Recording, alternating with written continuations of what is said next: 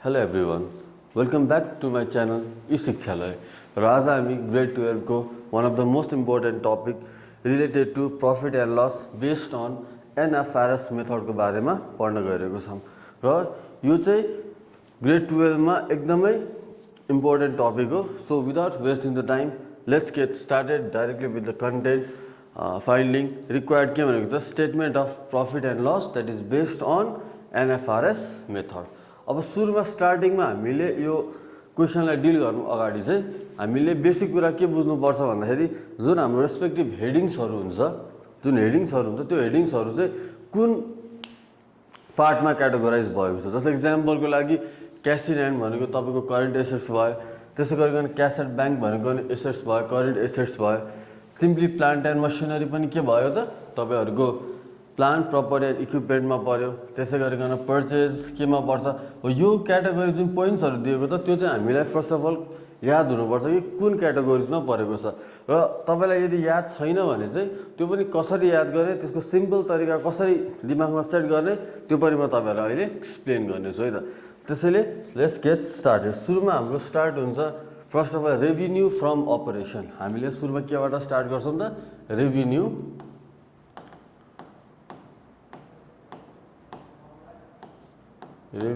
From operation. ल जुन revenue from operation छ यो भनेको चाहिँ हाम्रो जहिले पनि सेल्स. रेभिन्यू फ्रम अपरेसन भन्नेबित्तिकै हामीले दिमागमा के पर्छ नाम सेल्स. जुन क्रेडिट पट्टि हुन्छ सेल्स त्यसलाई हामी रेभिन्यू राख्छौं. के भनेको छ सेल्स कति भनेको छ 4 लाख. त्यसैले हामीले दायाँ बायाँ अरु कुरा केही पनि सोच्नु पर्दैन. सो सिम्पली हामीले सेल्स लेख्छौं 4 लाख. 4 लाख हामीले के लेख्यौं त सेल्स लेख्यौं. अब यो 4 लाख हामीले सेल्स लेखिसकेपछि लेस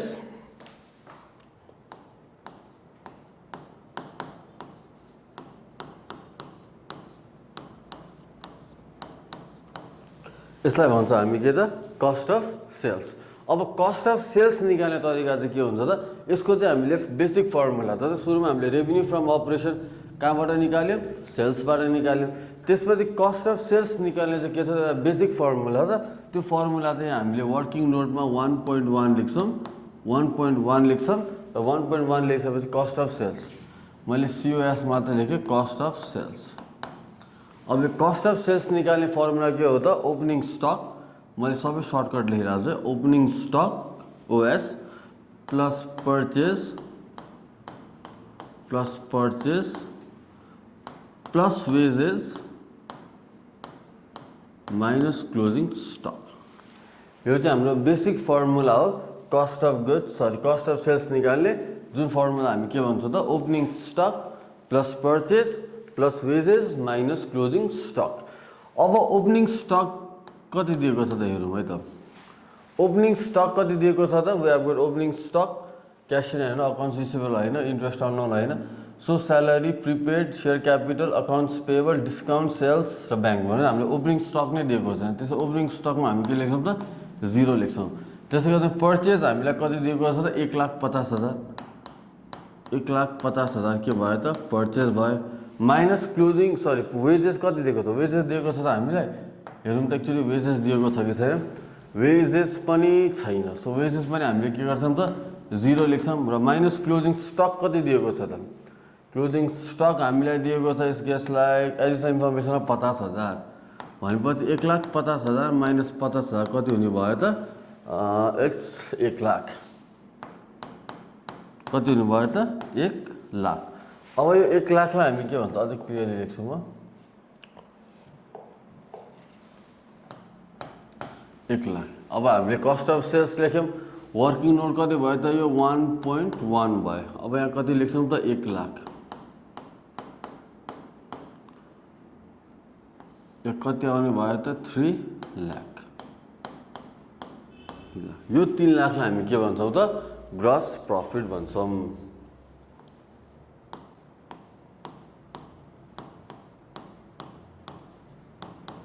यो 3 लाखलाई हामीले के भन्यौं त हामीले सिम्पली यसलाई के भन्यौं त ग्रस प्रफिट. अब यो ग्रस प्रफिट निकालिसकेपछि यहाँसम्म त केही पनि समस्या छैन. It's very simple and easy. Revenue from operation less cost of sales gross profit. अब कस्ट अफ सेल्स मैले कसरी निकालेँ त opening stock plus purchase plus wages minus closing stock. Opening stock थियो भने हामीले लेख्थ्यौँ plus purchase plus wages minus closing stock 50,000, त्यसरी टोटलमा कति आयो 1 लाख। अब यसलाई भन्छ हामी ग्रस प्रॉफिट। अब यो ग्रस प्रॉफिट निकालिसकेपछि चाहिँ अब हामीले चारवटा कुरा लेख्छौँ, केही पनि दिमागमा सेट नगरिकन चारवटा कुरा चाहिँ हामी लेख्छौँ इन्फर्मेसन। चारवटा इन्फर्मेसन हामी के लेख्छौँ त भन्दाखेरि सुरुमा हामी लेख्छौँ अदर इन्कम,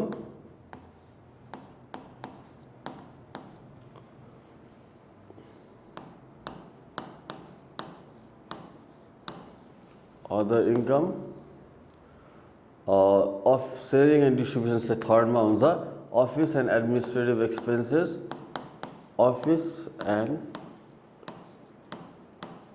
एडमिनिस्ट्रेटिभ एक्सपेन्सेस, त्यसै गरिकन selling and distribution expenses, selling and distribution expenses र finally other operating expenses, other operating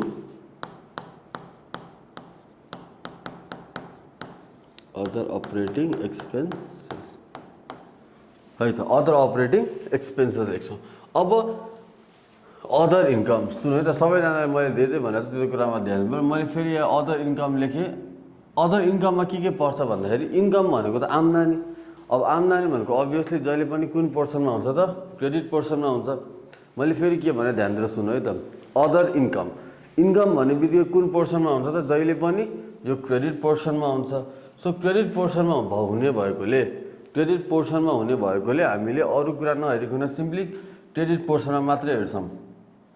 capital हामीलाई अदर इन्कम हो होइन, अकाउन्ट्स पेएबल हो होइन, डिस्काउन्ट डेबिटमा हो भने एक्सपेन्सेस हो, क्रेडिटमा हो भने त्यो हाम्रो लागि अदर इन्कम हो। फाइदा जस्तै हाम्रो आम्दानी जस्तो डिस्काउन्ट हुनु भनेको नि।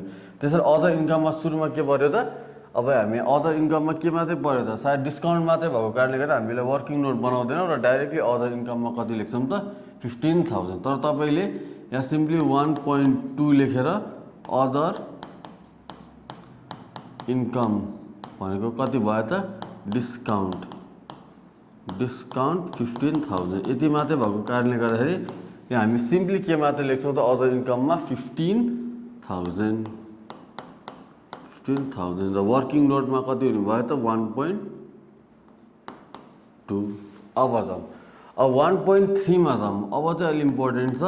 1.3 मा के छ त अफिस एन्ड एडमिनिस्ट्रेटिभ एक्सपेन्सेस। म यहाँ सिम्पली एडमिनिस्ट्रेटिभ एक्सपेन्सेस मात्रै लेख्छु है त, एडमिनिस्ट्रेटिभ एक्सपेन्सेस। अब के हुन्छ त हेर्दै जाउँ है त, एडमिनिस्ट्रेटिभ एक्सपेन्सेस। अब हेरौँ, फर्स्टमा क्यास इन ह्यान्ड हो होइन, क्यास एट ब्याङ्क हो होइन, plant and machinery no, purchase no, accounts receivable no, interest on loan exact. Interest on loan भनेको नि हाम्रो एडमिनिस्ट्रेटिभ हो, तर यो हामी कहाँ युज गर्छौँ अर्को कलममा युज गर्छौँ त, कुन पोर्सनमा युज गर्छौँ म तपाईँहरूलाई भन्छु। छुट्टै हेडिङ छ स्यालेरी। अब स्यालेरी कति दिएको छ त, स्यालेरी त अभियसली एडमिनिस्ट्रेटिभ एक्सपेन्सेस नै हो, स्यालेरी 50,000। त्यसै गरिकन प्रिपेड रेन्ट हो, तर यो कहाँ पर्छ त अहिले पछि हाम्रो के भन्छ यो फाइनेन्सियल पोजिसनमा पर्छ, स्टेटमेन्ट अफ फाइनेन्सियल पोजिसनमा पर्छ।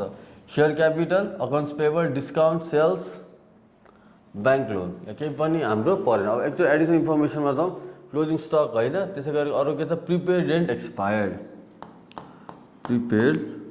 Prepaid rent expired. अब प्रिपेड रेन्ट एक्सपायर्ड लेख्छौँ, प्रिपेड रेन्ट एक्सपायर्ड कति भएको छ त 2,000। त्यसै गरिकन आउटस्ट्यान्डिङ इन्ट्रेस्ट अन लोन होइन, depreciation on plant and machinery, depreciation कति त डिप्रिसिएसन कति भनेको छ भने त on plant and machinery at the rate 10% भनेको 2,20,000 को 10% कति हुन्छ त 22,000। यसरी हामीले एडमिनिस्ट्रेटिभ एक्सपेन्सेस थाहा पाउनु पऱ्यो क्या। सिम्पली बेसिक कुराबाट पनि हामीले सजिलै एनालाइज गर्न सक्छौँ कि कुन डिस्ट्रिब्युसन एन्ड सेलिङ एक्सपेन्सेस हो, कुन एडमिनिस्ट्रेटिभ एक्सपेन्सेस हो र बेसिकली अदर अपरेटिङ एक्सपेन्सेस। यसरी हामीले पहिला फर्स्ट अफ अल त पोइन्ट्स के हो त्यसमा हामीलाई क्लियरिफाई हुनुपर्छ, अनि मात्रै हामीले बाँकी सल्युसनलाई इजिली सर्ट आउट गर्न सक्छौँ। अब यसको टोटल निकाल्नु त कति हुने रहेछ त 15 सरी एडमिनिस्ट्रेटिभमा 50 प्लस 2 60 70 74,000 भनेर छ। अब लेट मी फाइनलाइज हो कि होइन 74,000 हो कि एकचोटि चेक गरौँ है त 50,000 प्लस 2,000 प्लस 22,000 74,000। अब यसलाई 74,000 हामी के लेख्छौँ त यहाँ office and administration working note कति छ 1.3 लेख्छौँ र कति लेख्छौँ 74,000 लेख्छौँ। अब सेलिङ एन्ड डिस्ट्रिब्युसन एक्सपेन्सेसको लागि फेरि 1.4 लेख्छौँ। यहाँ हामीले के लेख्यौँ 1.4 1.4मा के लेख्दैछौँ त सेलिङ एन्ड डिस्ट्रिब्युसन। अहिले मैले डिस्ट्रिब्युसन एक्सपेन्सेस मात्रै लेखेँ डिस्ट्रिब्युसन एक्सपेन्सेस अब हेर्नु त अब यो डिस्ट्रिब्युसन एक्सपेन्सेसमा के पर्छ डिस्ट्रिब्युसन भनेको डिस्ट्रिब्युसन सामान बेच्नेसँग रिलेटेड हो। त्यसैले के छ हुन्छ त नर्मली हामीले सोच्दा के हुन्छ त एउटा एडभर्टिजमेन्ट हुनसक्छ कमिसन चाहिँ बिक्री गर्नलाई कमिसन दिन सकिन्छ या हामीले के भन्छ डिस्काउन्ट दिएर पनि के होला डिस्ट्रिब्युसन गरेर आएको हुनसक्छ। त्यसैले डिस्काउन्ट छ नि हेर्नु त डिस्काउन्ट कति दिएको छ त इट्स लाइक कति छ डिस्काउन्ट कति दिएको छ त 2,000। सो डिस्ट्रिब्युसन एक्सपेन्समा फर्स्टमा पर्छ डिस्काउन्ट 2,000 र सायद म अरू जहाँसम्म लाग्छ कुनै पनि छैन किन छैन हामीसँग एडभर्टिजमेन्ट कमिसन यस्तो कुनै पनि अरू हेडिङ नभएको कारणले गर्दाखेरि यहाँ कुनै पनि अरू एक्स्ट्रा पर्दैन। सो डिस्काउन्ट मात्रै पर्ने भएको कारणले डिस्काउन्ट लेख्यौँ। डिस्काउन्ट आयो प्रिपेड रेट एक्सपायरहरू केही पनि हुँदैन आउटस्ट्यान्डिङ इन्ट्रेस्ट लोन हुँदैन। त्यसैले 1.4 लेखेँ सरी 1.4 लेखेर कति लेख्छौँ डिस्काउन्टमा जम्मा 2,000 अदर अपरेटिङ एक्सपेन्सेस हतपत हुँदैन त्यसैले यसलाई ड्यास गर्छौँ र यसलाई टोटल निकाल्छौँ। अब यो टोटल निकाल्दा जब हामीले ग्रस प्रफिट निकाल्यौँ अब हामीले के निकाल्छौँ त प्रफिट फ्रम अपरेसन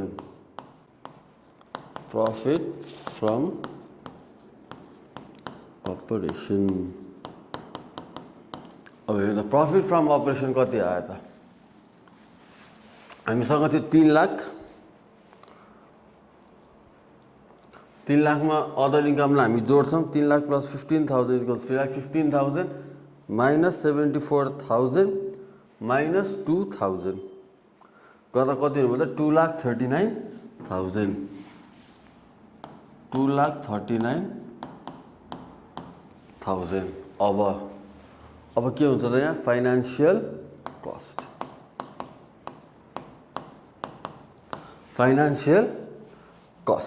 अब फाइनान्सियल कस्ट लेखिसकेपछि हामी के गर्छौँ त फाइनान्सियल कस्ट भनेको अभियसली के मात्रै पर्छ तपाईँको इन्ट्रेस्टसँग सम्बन्धित सबै फाइनान्सियल कस्ट पर्छ। अब यहाँ हेर्नु त इन्ट्रेस्ट अब फाइनान्सियल कस्ट भनेर एउटा बजेटहरू बनाउँदा पनि हुन्छ 1.5 लेखेर फाइनान्सियल कस्ट लेख्नुहोस् फाइनान्सियल कस्ट। अब कति छ त इन्ट्रेस्ट अन लोन कति दिएको त 4,000 मैले आइएनटी मात्रै लेखेँ interest on loan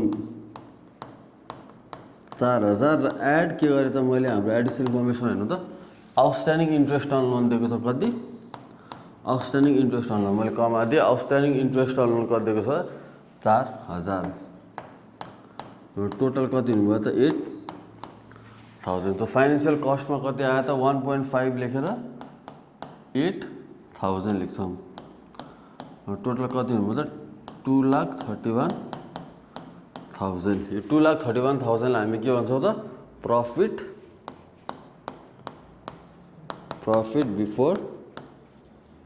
before tax. अब लेस के गर्छ त इन्कम ट्याक्स एक्सपेन्सेस।